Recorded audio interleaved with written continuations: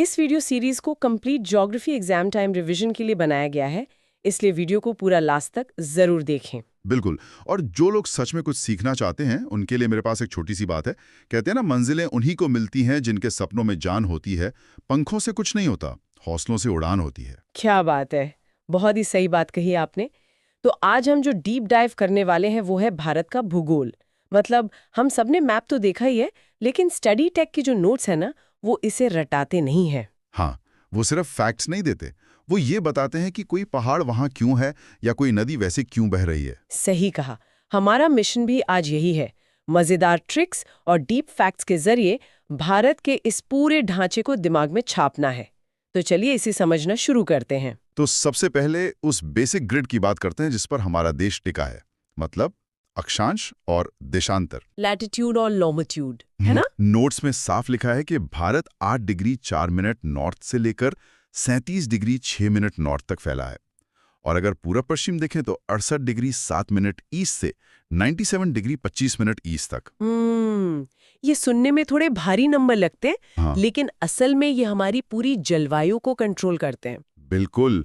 नीचे का हिस्सा इक्वेटर के पास है तो गर्म रहता है, और ऊपर कश्मीर वाला हिस्सा उपोष्ण कटिबंधीय है तो वहाँ कड़ाके की ठंड पड़ती है। और इसी बीच से एक बहुत मशहूर लाइन गुजरती है, कर्क रेखा यानी ट्रॉपिक ऑफ कैंसर, जो 23.5 डिग्री नॉर्थ पर है। हाँ, जो भारत को लगभग 2 हिस्सों में बांटती है, और ये 8 राज्यों से होकर जाती है। अब परीक्षा के टाइम पे ये 8 राज्य याद रखना थोड़ा मुश्किल हो जाता है, लेकिन स्टडी टेक के नोट्स में एक बड़ी मजेदार ट्रिक है, मगरमच्छ झपटा। अरे हाँ, ये ट्रिक बहुत कमाल की है। म से मध्य प्रदेश, ग से गुजरात, र से राजस्थान, फिर दूसरा माँ आता है तो मिजोरम, छ से छत्तीसगढ़, झ से झारखंड, और प से पश्चिम बंगाल, और टा से त्रिपुरा।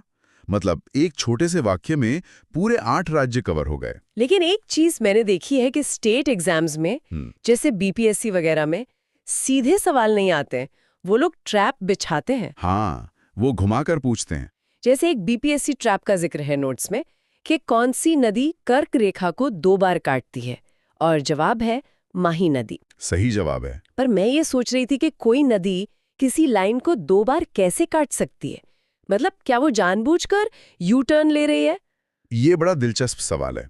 देखिए, नदी को नहीं पता कि वहां कोई कर्क रेखा है। नदी सिर्फ ढलान फॉलो करती है। अच्छा, ढलान के हिसाब से बहती है। हाँ। माही नदी मध्य प्रदेश के विंध्याचल से निकलती है। वहां जमीन का ढलान उत्तर की तरफ है, तो वो ऊपर जाती है और पहली बार कर्क रेखा को पार करती है। ठीक है। फिर वो राजस्थान पहुंचती है और वहां अचानक जमीन का ढलान दक्षिण पश्चिम की तरफ हो जाता है, तो नदी भी उसी तरफ मुड़ जाती है। अरे वाह!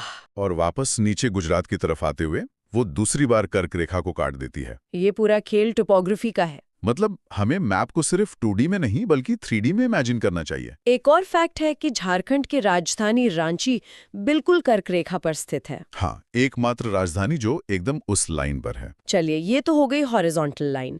अब वर्टिकल लाइन यानी समय की रेखा पर आते हैं। इंडियन स्टैंडर्ड टाइम IST, जो कि 82.5 डिग्री पूर्वी दिशांतर है। हाँ, और ये यूपी के प्रयागराज के पास मिर्जापुर या नैनी से गुजरती है। हम ग्रीनविच मीन टाइम से 5.5 घंटे आगे हैं। पर मैं ये सोच रही थी कि 82.5 ही क्यों? इसके पीछे बहुत तार्किक गणित है। भारत का जो विस्तार है ना, गुजरात से अरुणाचल प्रदेश तक, वो लगभग 30 डिग्री का है। और पृथ्वी को 15 डिग्री घूमने में 1 घंटा लगता है। बिल्कुल सही। तो गुजरात और अरुणाचल के बीच 2 घंटे का अंतर हो गया। अगर अरुणाचल में सुबह 5 बजे सूरज निकलता है तो गुजरात में 7 बजे निकलेगा। तो पूरे देश में एक ही टाइम रखने के लिए बीच का रास्ता निकालना जरूरी था। हाँ, 68 और 97 के एकदम बीच में 82.5 डिग्री आता है। इसीलिए इसे पूरे देश का स्टैंडर्ड टाइम मान लिया गया, और ये 5 राज्यों से गुजरती है। यूपी, MP, छत्तीसगढ़, उड़ीसा और आंध्र प्रदेश। अब जरा मैं इसे एक इनविजिबल लेजर ग्रिड की तरह विजुअलाइज करने की कोशिश करती हूँ। ठीक है। अगर कर्क रेखा एक हॉरिजॉन्टल लेजर है और IST एक वर्टिकल लेजर है, तो ये दोनों आपस में टकराती कहाँ है? वो क्रॉस हेयर पॉइंट कहाँ बनता है? ये बहुत कम लोग जानते हैं। ये दोनों रेखाएं छत्तीसगढ़ के कोरिया जिले में एक दूसरे को काटती हैं। ये भारत के समय और जलवायु के ग्रिड का एकदम सेंटर पॉइंट है। ये तो किसी सीक्रेट लोकेशन जैसा लग रहा है। खैर, अब इस अदृश्य ग्रिड से बाहर आते हैं और असली सीमाओं की बात करते हैं, जो हमारी बॉर्डर्स हैं। यहाँ भी लोग अक्सर गलती करते हैं। हाँ, ज्यादातर लोगों को लगता है कि सबसे लंबी सीमा चीन या पाकिस्तान के साथ होगी, लेकिन नोट्स बताते हैं कि सबसे लंबी बॉर्डर बांग्लादेश के साथ है। 4096 किलोमीटर लंबी है ये सीमा। 4096 किलोमीटर? पर मैप में तो बांग्लादेश काफी छोटा दिखता है। क्योंकि ये कोई सीधी रेखा नहीं है ना। अगर आप जूम करके देखेंगे तो ये नदियों और दलदलों के बीच से गुजरने वाली बहुत ही टेढ़ी-मेढ़ी लाइन है। अच्छा। ये इतनी बार अंदर बाहर घूमती है कि जब आप पूरी लंबाई नापते हैं तो वो बहुत ज्यादा निकलती है। समझ गई। और सबसे छोटी सीमा अफगानिस्तान के साथ है, जो सिर्फ 106 किलोमीटर की है और वो लद्दाख वाले हिस्से में लगती है। बिल्कुल। और इन सीमाओं के नाम भी बहुत ऐतिहासिक हैं। 1896 की डुरंड रेखा, 1914 के शिमला समझौते वाली मैकमोहन रेखा और 1947 की रेड क्लिफ रेखा। ये नाम तो अक्सर एग्जाम्स में आते हैं, लेकिन एक नाम है जो मुझे हमेशा कंफ्यूज करता है, पाक जल संधि या पाल्क स्ट्रेट। हाँ, ये बहुत बड़ा ट्रैप है। नाम सुनते ही लगता है कि ये पक्का पाकिस्तान के पास होगा। क्या ये जानबूझकर फंसाने के लिए रखा गया है? मैं समझ सकता हूँ ये कंफ्यूजन क्यों होता है, लेकिन यहाँ पाक का पाकिस्तान से कोई लेना देना नहीं है। तो फिर किससे है? ये भारत के तमिलनाडु और श्रीलंका को अलग करती है। इसका नाम ब्रिटिश काल के एक अधिकारी रॉबर्ट पाल्क के नाम पर रखा गया था। वो उस समय मद्रास के गवर्नर थे। अरे बाप रे, मतलब नाम पे मत जाओ, हिस्ट्री पे जाओ।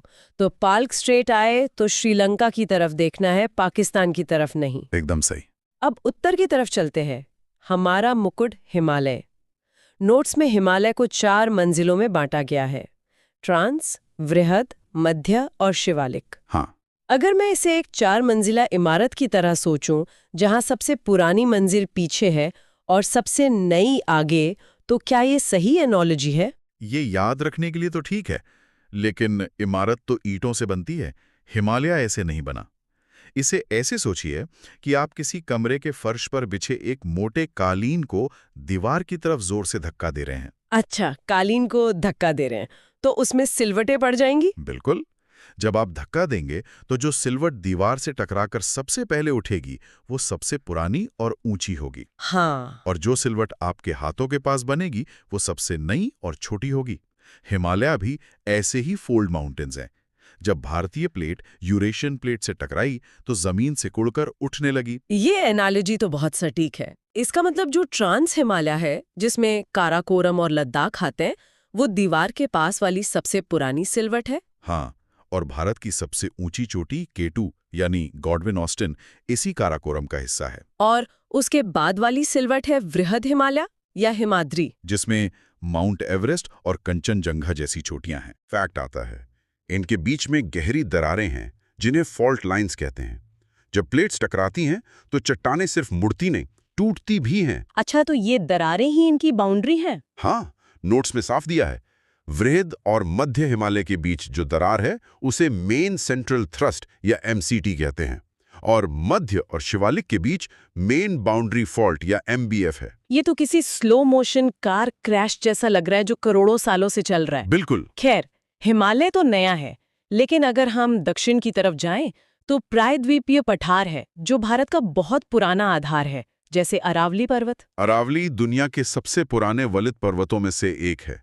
इसकी सबसे ऊंची चोटी गुरु शिखर है, जो माउंट आबू में है। लेकिन आज तो अरावली बहुत छोटा और घिसा हुआ सा लगता है। आज वो अवशिष्ट या रिलिक्ट पर्वत बन चुका है, लेकिन करोड़ों साल पहले वो शायद आज के हिमालय जितना ही विशाल रहा होगा। सच में, मौसम और हवा ने उसे इतना घिस दिया? बिल्कुल, यही प्रकृति की ताकत है। अब इसी पठार में 2 और पर्वत हैं, विंध्याचल और सतपुड़ा।